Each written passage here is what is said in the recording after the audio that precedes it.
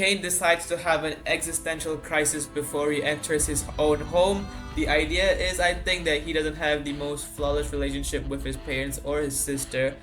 We decide to head into the house where there's this funny bit where Aya's mom, the gym leader's mom, is really mad about why there's a machine that tells people how to defeat her daughter. We go in and find out that Fern is being a bad person to Aya.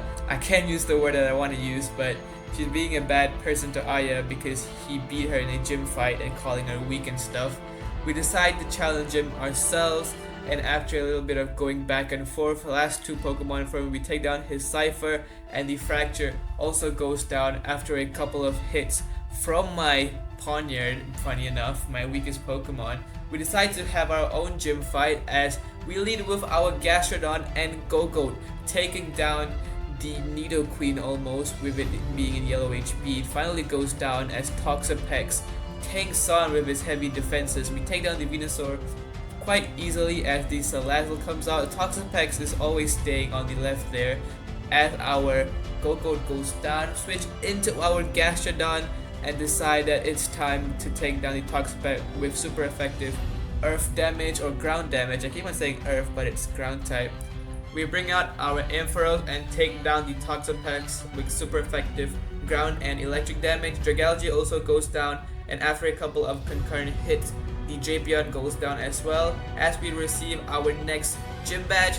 Now there's something excited that I can do now with this next gym badge. Our level cap does increase, and because of that, we can finally access the evolution of Scrub, which is our own Dragalge. So we get Diesel the Dragalge, which buffs our team a lot.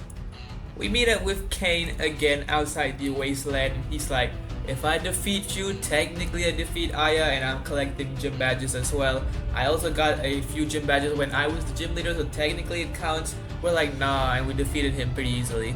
But you know what, doesn't matter, he gets back to his usual self, and we decide we need to help the kids escape, so we need to head to the RailNet. But before we do that, we meet up with Cal. He's all like, nah, I did the wrong thing, I was tricked, please believe me. And you know what? We believed him. We're good guys. We believed him, and he gave us the Strength HM. We head to the RailNet so that we can team up with Cal and take down the Team Meteor admins. It's a whole double battle like situation, so we have to double battle a couple of Team Meteor grunts. As you can see, this one leads with a Whirlipede and a Quilladin as we one-shot it with our Blaze Kick on the Whirlipede and Poison Tail on the Quilladin. Now we see Charlotte because we free Charlotte first. We have Shelly captured there. Charlotte pulls out the ultimate dupe and shaves Shelly as we take down the Team Meteor guns that's holding her. That's also Heather right there. We fight Dr. Sigma and Carnal. Again, pretty difficult double fight, but CAIN is also pretty strong, so he helps us along the way as we take down Dr. Sigma and Carnal. Now this is the funny part that I want to see. After we save Heather, she starts talking. That's not the funny part. That sounds really bad now that I say it. But now that we save Heather, basically we decide to hand over the Emerald Brooch so that we can save the kids.